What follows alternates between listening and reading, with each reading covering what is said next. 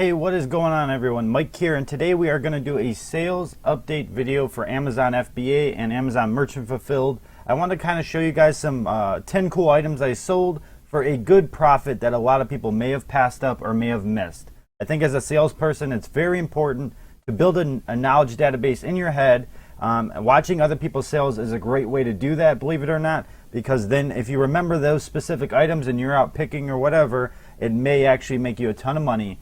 So if you have time, stick around and watch. And here's some 10 cool items I recently sold, and I was surprised by the profit on a lot of these myself. So don't pass these up. The first item I sold, and all of these items, by the way, have sold in the last 14 days. So the first item I sold here is this Microsoft Life camera. I found this online auctioning, at a low price. I sniped it for $12. That was shipped, so I really ended up making a ton of money on this. It sold for $43.98 very quickly.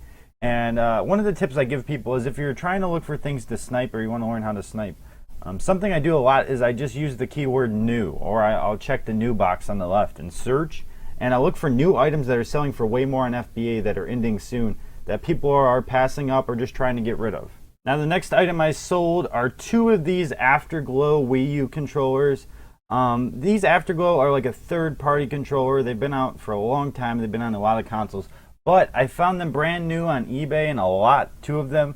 I ended up paying $30 shipped, and I sold both of them within like 2 days for $70 plus shipping, merchant fulfilled. So I ended up making like double my money in a couple days on such a simple item. And this is what I mean by just searching the word new. It makes a huge difference. The next thing we have here are the Southern Grove Deluxe Cashews. Now this is a pretty cool pickup because for once I wasn't doing retail arbitrage, or I didn't get these through a source or whatever. It was just my mom actually happened to be at a local grocery store. The chain is Aldi's, and Aldi's is the kind of store that stocks things just if they stock it and then they run out, it's gone. So luckily I was able to pick some of these up at $3 each. And I listed and created my own listing at $17.95 a piece. I've sold 3 of them so far, but just in the last 2 weeks I sold 2 for $35.90. And that's a huge profit on such a simple item. So always keep an eye out for items where you can create your own listings and have 0 competitors. Here we have a Sega Saturn control pad. And I feel like this is the type of item that many resellers are passing up at garage sales, flea markets, thrift stores. And it's worth big money. It's just a Sega Saturn controller, a specific model that people like the way it felt, or they like the quality of it, and they're willing to pay between $35 and $50 per controller now, depending on the condition.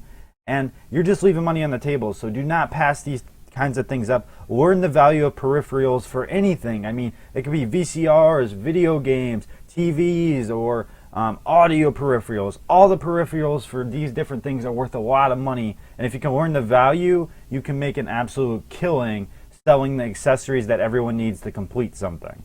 Now here's where things get a little weird. This is not the kind of thing I would ever source. This is not the kind of thing I would ever look for. I just happen to stumble upon it somehow searching the internet for lots, in video games. Anyways, this is a talking Scarface toy made by Mezco. It's basically you put it on a shelf, you press a button, it says sayings from the movie. I want to say I paid $20. I don't remember off the top of my head, to be honest, but I sold it for $90, guys. Like some of these official movie action figures and toys and shelf pieces, they're worth a lot of money. And Scarface has a huge cult following, but the other thing is it doesn't really have a huge amount of toys because it doesn't appeal to kids, so it's really collector's items that are available. And I thought this was pretty cool. This is the kind of thing that you should be able to remember and then spot at one time and pick it up if for some reason you ran into this. And I thought it was a pretty cool item. Here we have another Wii controller. This is actually for the normal Wii, but this is very abundant. This I've run into probably 20-30 times in the last couple of months. And I found it at the flea market before and thrift stores. It's a pretty common item. The thing is, it's worth big money. And the reason it is worth big money is because people don't really like the standard Wii controller, and this kind of takes you back to that classic Nintendo controller that people love. And brand new, you can see it's getting $56, $57. I had one. I got $38 for it, merchant fulfilled, and I paid $10 for it only. So this is a perfect example of an easy way to triple your money. You find this at the thrift store, even used. For $5, $10, you could probably get between 25 and 40 for it, depending on the competitors. Here's another example of how third-party items can be worth big money sometimes. This is a third-party Xbox 360 wireless network adapter. I run into the official ones all the time, like, I mean, multiple times per week.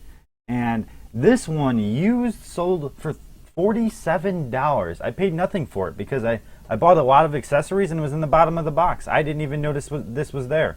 Like, this is the kind of thing that makes big money that people pass up constantly, especially at garage sales, because I mean the owners of this stuff often don't know what it's worth, and they may have not paid that much for it back then, but now this stuff brings big money. You can see it's bringing $80 brand new right now. I mean, I think that's more than the official one actually.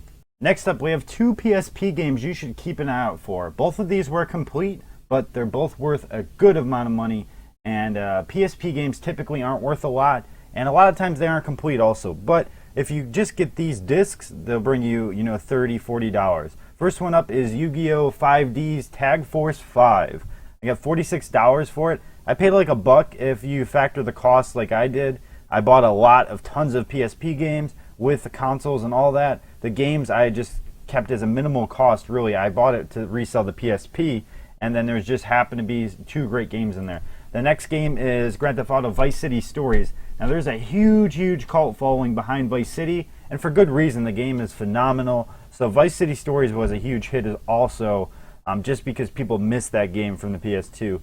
But this sold for $29, and I also paid less than $1. So keep an eye out for popular games.